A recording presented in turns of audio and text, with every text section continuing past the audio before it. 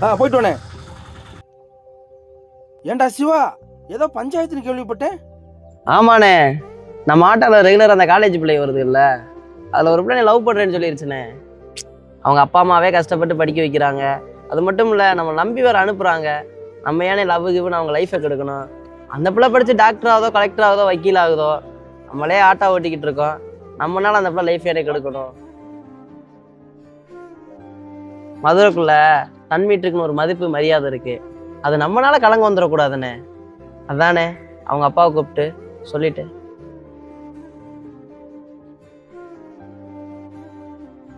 தம்பி, உண்மையிலே சொல்றேன்டா, உன்னை நினைச்சு எனக்கு ரொம்ப பெருமையா இருக்குடா. ஆமாடா, பொம்பளை பிள்ளைய பெத்தவங்க என்னென்ன கனவு வச்சிருப்பாங்க, அந்த பிள்ளைய எப்படியெல்லாம் படிக்க வச்சு ஒரு ஆளாக்கணும்னு நினைச்சிருப்பாங்க இல்லடா. இந்த மாதிரி சன்மீட்டர் ஆட்டோவில் என் பிள்ளை வாழ்க்கை கெட்டு போச்சுன்னு சொன்னா நல்லா வாடா இருக்கும். நீ செஞ்சதுதான்டா சரி. அண்ணே, இவரை கோரிப்பாளையம் ஜிஹெச்ல மட்டும் இறக்கி விட்டுருங்கண்ணே. வாண்ணே, வாங்கண்ணே, ஏறினே ஏறினே ஏறினே வாண்ணே வாண்ணே. சரி சரி, போயிட்டு வந்து கூப்பிடு. சரி, தளத்தில் பார்ப்போம்.